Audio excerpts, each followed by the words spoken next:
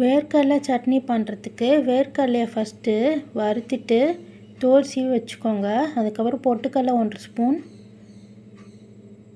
அப்புறம் பூண்டு 4, காஞ்ச மிளகா ஒரு 7 to 8, கருவேப்பிலை ஒரு 3 பீஸு, புளி ஒரு சின்னதாக, இது எல்லாத்தையும் எடுத்து வச்சுக்கோங்க. இப்போது ஒரு பாத்திரம் எடுத்துக்கணும். ஃபஸ்ட்டு அதில் இது போடணும். ஆயில் 1 ஸ்பூன் ஊற்றிக்கோங்க.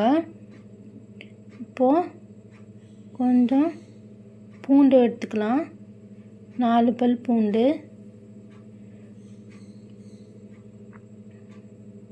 வதக்கிக்கோங்க. காஞ்ச மிளகா எடுத்துக்கோங்க. ஒரு 7 to 8 போட்டுக்கோங்க. அதுக்கப்புறம் கருவேப்பிலை 3 பீஸு, அப்புறம் புளி, இது எல்லாத்தையும் போட்டு நல்லா வதக்கிக்கோங்க. ஒரு 2-3 நிமிஷம் வதக்கிட்டு மிக்சியில் ட்ரான்ஸ்ஃபர் பண்ணிவிடுங்க. இப்போ இது கூட வேர்க்கடலை போட்டுக்கோங்க, வறுத்து தோல் உரித்து வச்சது.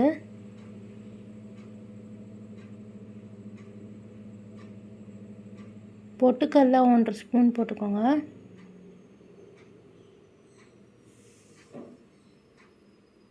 உப்பு 1 ஸ்பூன், கொஞ்சம் தண்ணி, இது எல்லாத்தையும் சேர்த்து மொத்தமாக அரைச்சிருங்க. அரைச்சா ஒரு திக்காக பேஸ்ட் மாதிரி கிடைக்கும். இதுக்கப்புறம் தாளிப்புக்கு ஃபஸ்ட்டு எண்ணெய் 1 ஸ்பூன் ஊற்றிக்கோங்க. அதில் கடுகு 1 ஸ்பூன், உளுந்து 1 ஸ்பூன்,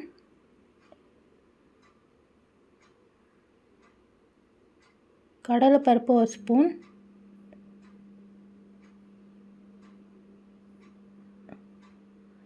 அதுக்கப்புறம்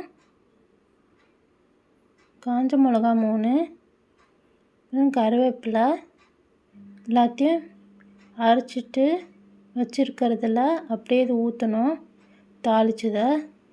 அப்புறம் ஒரு மிக்ஸ் பண்ணி விட்டால் வேர்க்கடலை சட்னி ரெடி.